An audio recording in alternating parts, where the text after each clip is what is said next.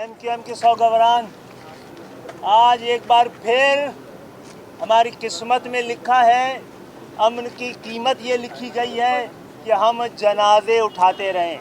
ये किस बात का तावान है जो इस शहर से बार बार लिया जा रहा है। इस इंतखाबात में ये छठा शहीद है।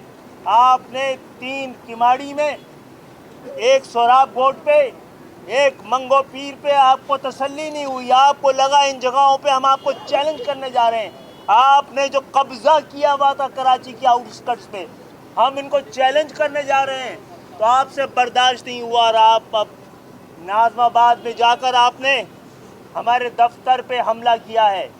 और अजीब जुल्म है, अजीब सितम है।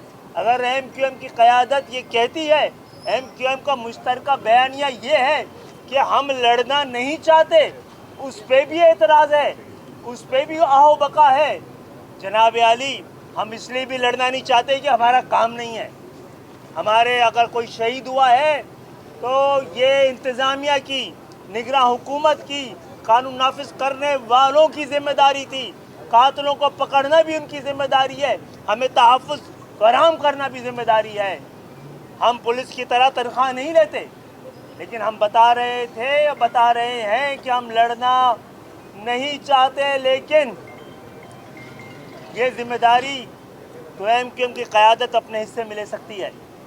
अगर अवाम मुश्तइल हो गए, कराची का अमन बर्बाद हुआ, तो क्या फिर एक बार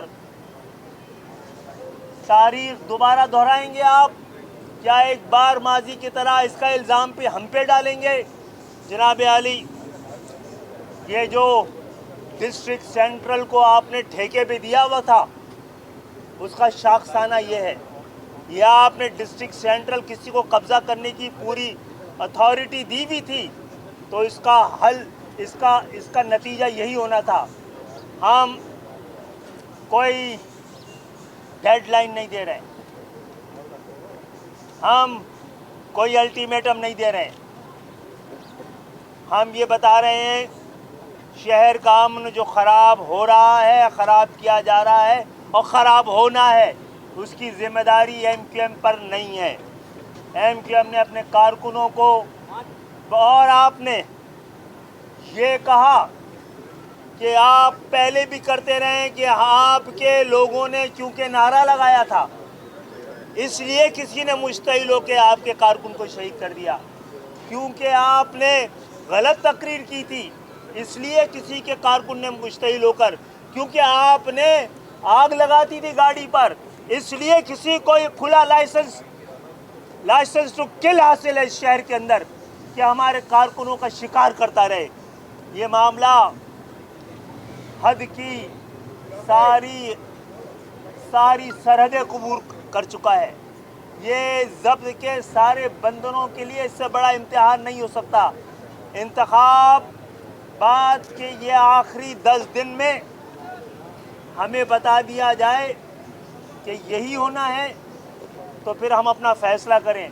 हम अपने शहीदों की कीमत पर इंतखाबात में हिस्सा नहीं ले सकते। पाकिस्तान की जमहूरियत को बचाने का ठेका हमारे पास भी नहीं है, और पाकिस्तान में की जमहूरियत को बचाने के लिए हम अपने हिस्से की कुर्बानी दे चुके हैं। आज खुदा से दुआ करते हैं और निगरान हुकूमत को मुतनब्बे करते हैं, जो कि खुली पार्ट एंड पार्सल है पाकिस्तान पीपुल्स पार्टी की, जो पार्ट एंड पार्सल है, तो पार्ट एंड पार्सल है और तसलसल है पाकिस्तान पीपुल्स पार्टी के 15 साल का। तो मैं एक बार फिर आवाम से, अपने कारकुनान से अपील करते हैं, हम सब लोग इल्तिजा करते हैं कि सब्र का दामन हाथ से मत जाने दीजिएगा। इश्तियाल में आपको लाने की कोशिश कर रहे हैं, मुश्तइल मत होइएगा। हम खुदा के इंसाफ का इंतज़ार कर रहे हैं, और पाकिस्तान और पुलिस से हम ज़रूर ये जवाब मांगेंगे, हिसाब मांगेंगे कि आप इस जुर्म में बराबर के शरीक हैं।